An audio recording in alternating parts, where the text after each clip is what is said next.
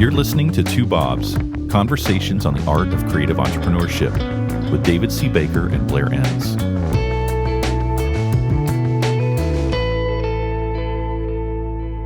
David, how long have you been doing this?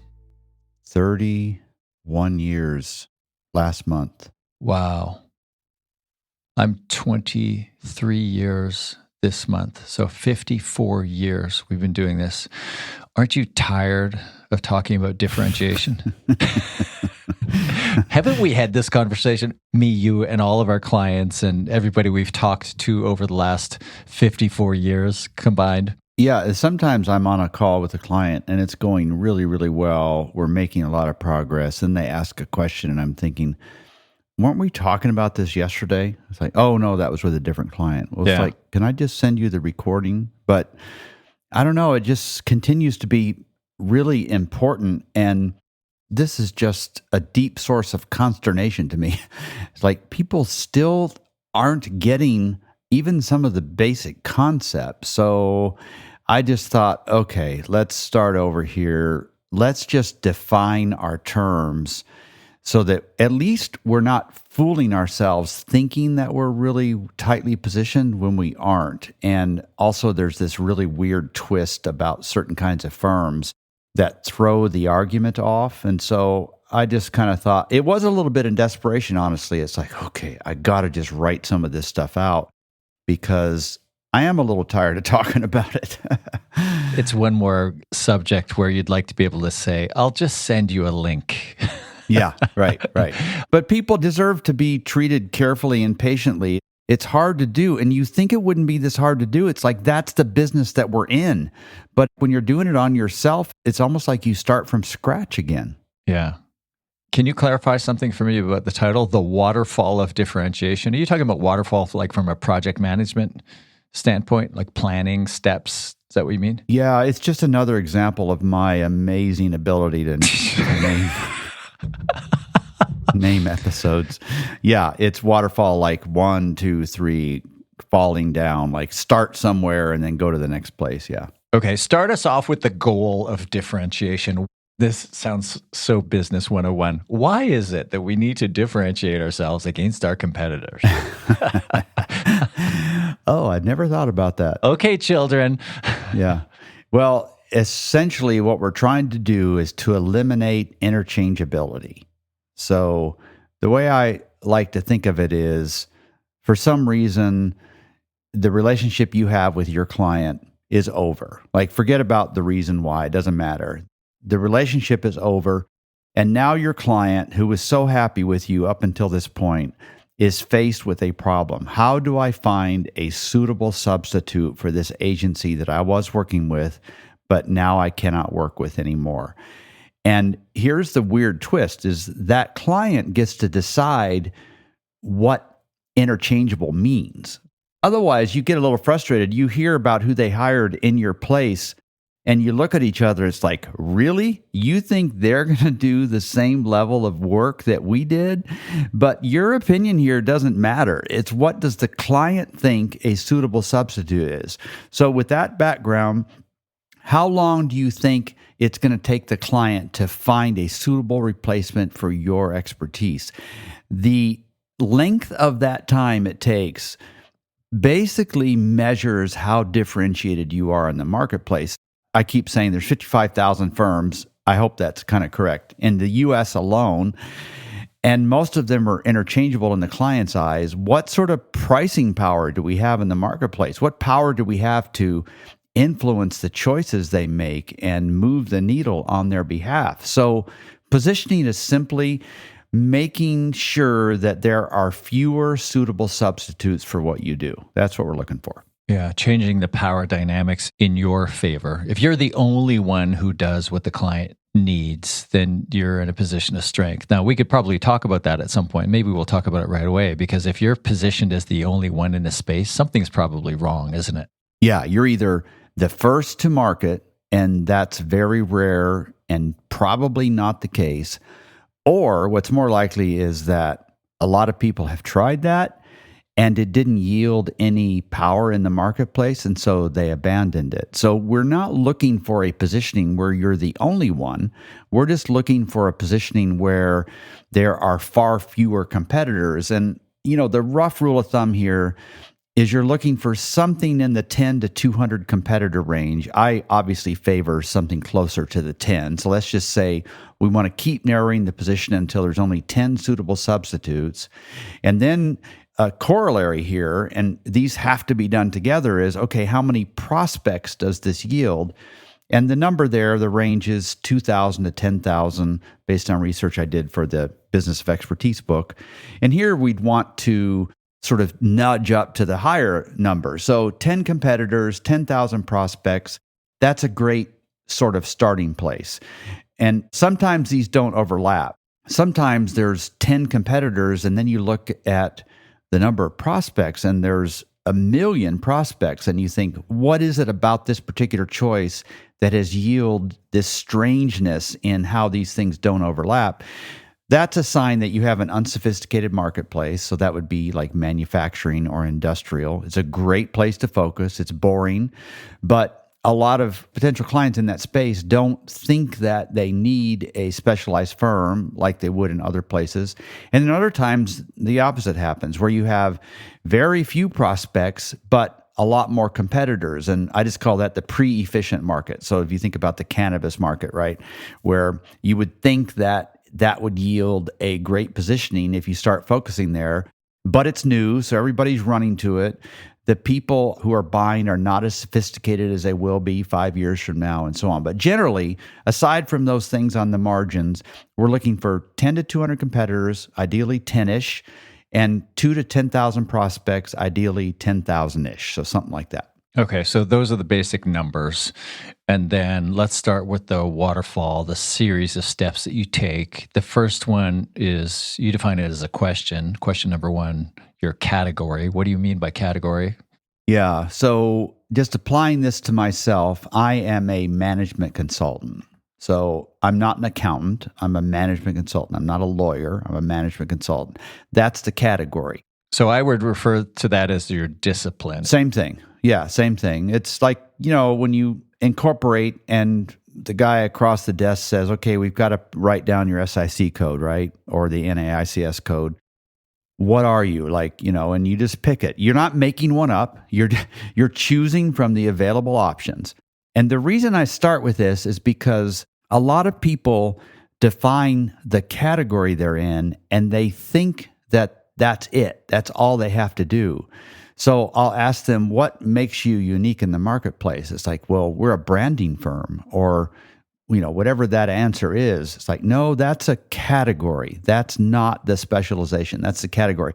You can't invent something. You have to give people some category that they're already familiar with. There's only so much you can expect to change their mind, to bend their thinking around something. You don't want to waste any of that on category. So maybe you don't like being an ad agency. I don't care. If that's how the marketplace thinks of you, then you're an ad agency, and don't try to fight that. You have to pick an established category that everybody immediately associates with something, even though sometimes the associations aren't all positive. You just have to live with that and move beyond it, because people spend way too much effort trying to change the category. I'll tell you what, I'm going to rant a little bit here, okay? Yep. If you need to go get some coffee, that's fine. I've got one right here.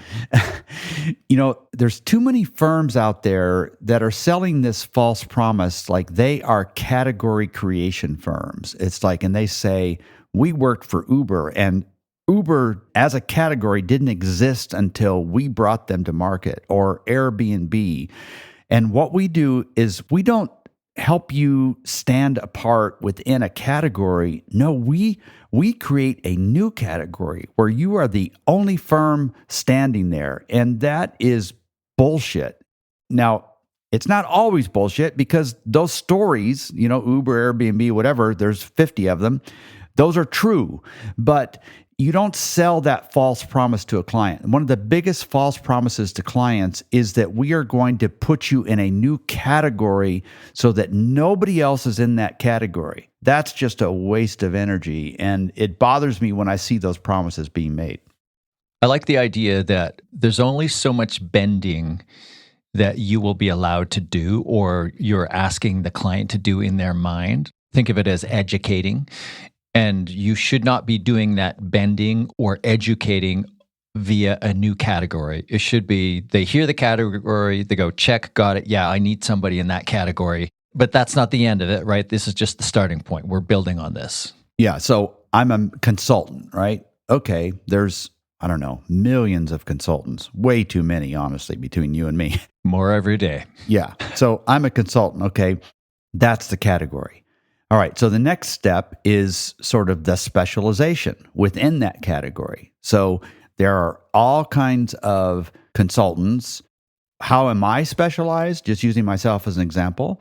I focus on marketing, creative, advertising, PR, all of that, everything under the marketing umbrella. So I am a consultant that works with people under the marketing umbrella, broadly writ, right? So that means I am now separate from all the other consultants that would advise banks or, whatever, or retail firms.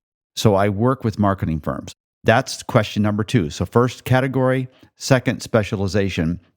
And this narrows the consideration set, which to me seems entirely logical and basic. So if I run a marketing firm, I would think, we all should think, I should hire a consultant that works with marketing firms, right? Now, I'm a communications firm or I'm a public relations firm. Okay, but there are 55,000 of those in that category. But I am different because we have a really unique process or whatever. No, that doesn't do it. That will come into play later. We need to follow the easiest steps and then the slightly easier but not completely easy step and so on. The first easy step is category. Second is specialization. I'm not saying anything new in this episode. It's just how I'm putting it together.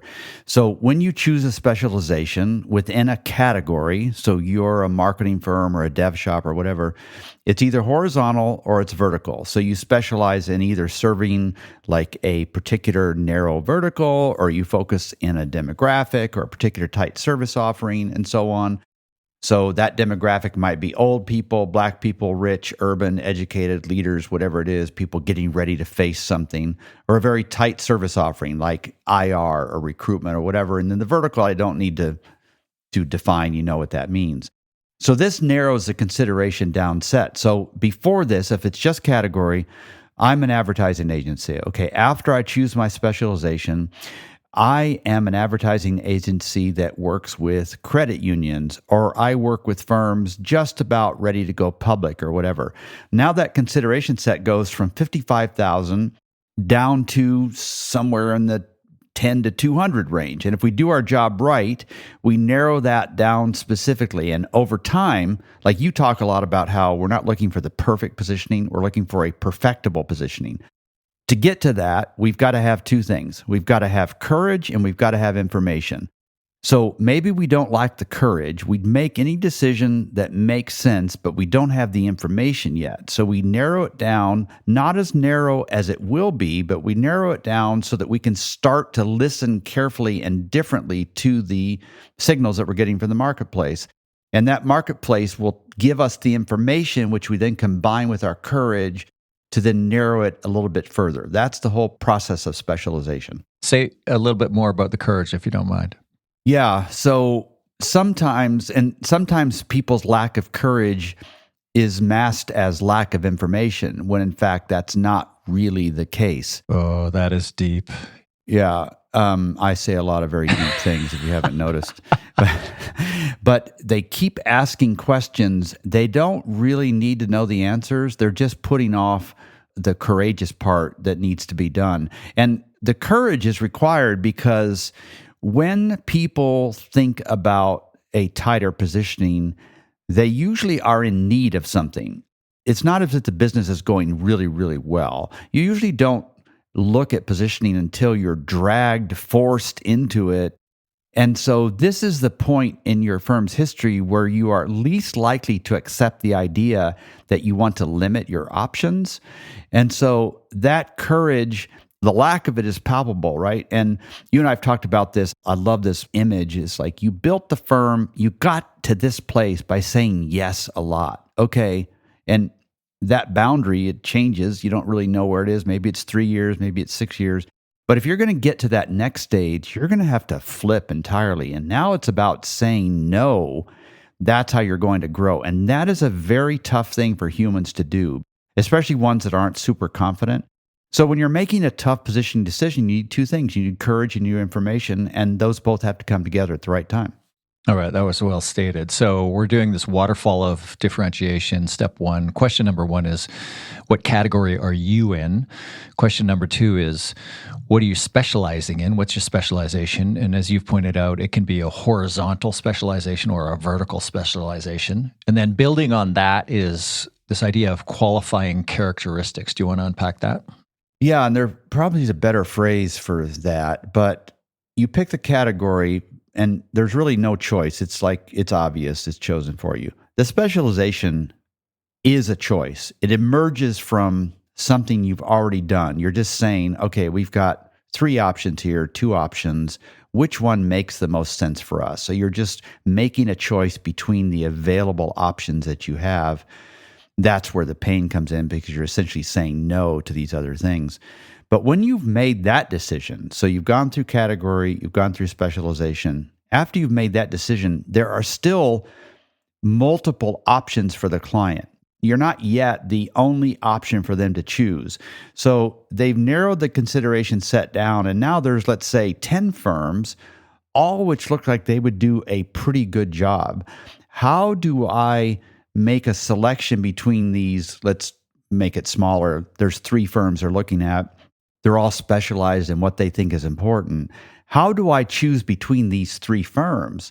And that's where these qualifying characteristics come into play. Things like maybe you have some proprietary IP. I'll just stop there and illustrate this. So my category is consulting. My specialization is marketing firms. There are a lot of people that do consulting to marketing firms. Why am I different from those other ones? We have 4 specific pieces of IP that nobody else has. And then, of course, there's other little things like doing it for a while and so on. But maybe you have some proprietary IP that the other firms that also serve the same marketplace don't have. Or maybe you have some data-driven research methodology, or how your service is delivered. This one's pretty interesting. Like maybe you do staff aug. Maybe you lease entire teams to them and so on. That could be the difference that sets you apart enough to make the decision easier. Maybe it's how you price. Maybe it's how you onboard clients. Maybe there's some portals or some unique process or a diagnostic in-person workshop that you pull off. That's a big one nowadays. Maybe it's the way you productize your services. But firms that are nervous about specialization, they go from that first step to the third step, and it doesn't work. These qualifying characteristics are very powerful once they're applied to a firm that's already specialized. But if you think any of these will do the work for you, in most cases, they will not. And this is one of the big messages I wanted to get across. These things are all very valuable, but they're more valuable if we're just distinguishing between 10 firms and not 55,000 firms. The way you just sewed all that together makes a lot of sense to me. And I just want to recap what I think I heard you say. So you've got your 3 categories, or the 3 steps that you take. First is define your category, and it's already defined for you, is your point. Mm-hmm. The second one is choose a specialization, and it can be based on horizontal or vertical. And the third one, you call it qualifying characteristics. I might refer to them as secondary differentiators, that those apart from the first 2. So if you think of the first 2 combined, what is your category? Like, what do you do? And then for whom do you do it? And then the secondary differentiators are what you call your qualifying characteristics. So you've listed a bunch here: proprietary IP, data-driven research methodology, productization, pricing uniqueness, etc.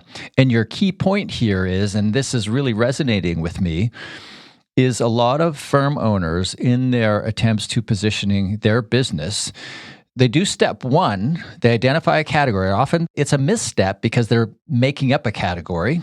Mm-hmm. But as you point out, you can look at your tax return. What's your SIC code or your NAICS code that you selected?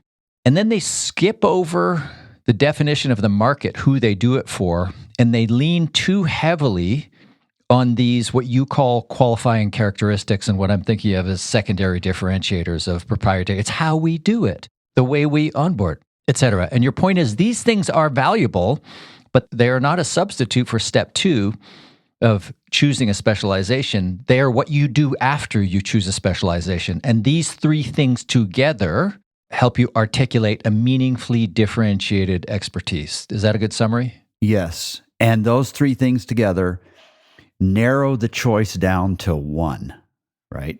It's like, oh, this is so clearly the firm we should go with. And everything falls together beautifully, right?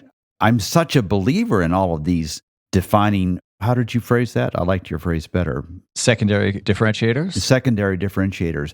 All of those things are really important, but it's a hook on the wall. And if you hang your positioning on that hook, it's going to get pulled out of the wall. It's just like, no, this is powerful, but it's not powerful enough to replace positioning. It's just what helps a prospective client narrow down the choice from 10 to just you. And all of these things work together if they are done in order. That's the big point. A branding agency with a proprietary process is not enough. No, it's not. But a branding firm that focuses on retail shelf stuff, packaging maybe, that has a proprietary process. Now that's a powerful story. Right. So there's a twist here, though. Yeah, right. Picture me or you in a conversation with a client trying to talk them into specialization. So immediately they're looking for outs to this. They're thinking, okay, who are the firms that I would like to be like? And are they specialized? And they'll frequently throw those back at me and say, wait a second, this doesn't seem to really make sense because look at these firms. They cite the exception that proves the rule, the rock star. Yeah.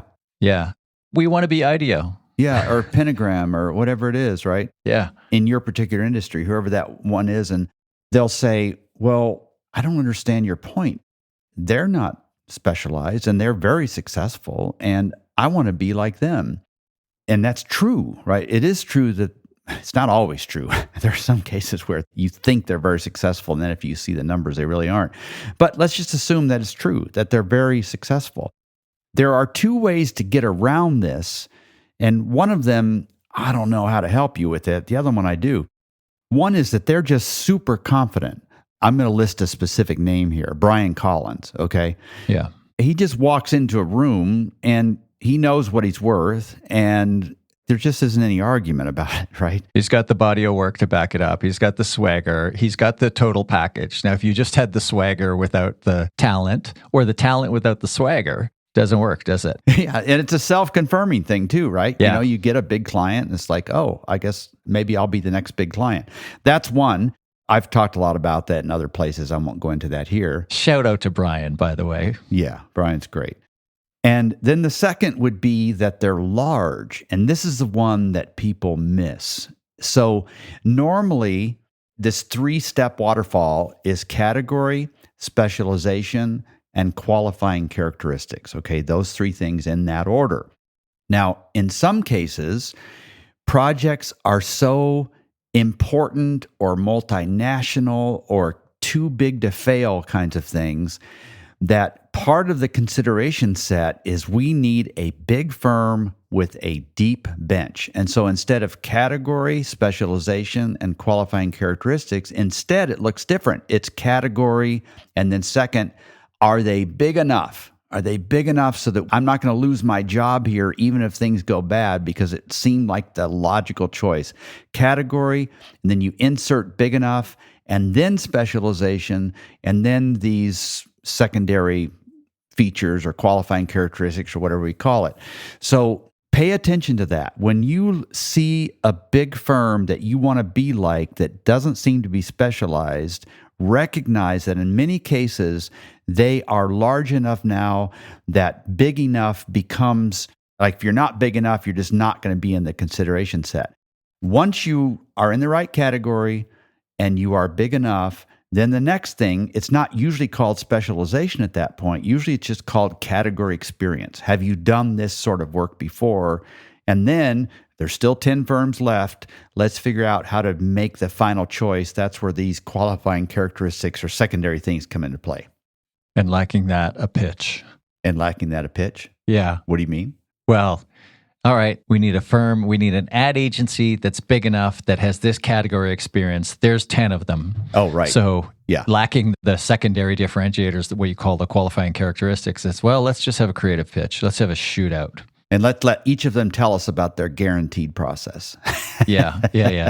Okay. None of this is new that I've talked about here. I just want to make sure people get these in the right order. I probably could have said this in about 5 minutes, but it took a little longer to say. But do it in order and recognize the importance of the size, how that gets inserted between number 2 and 3 in certain cases. There's 2 or 3 profound things here for me.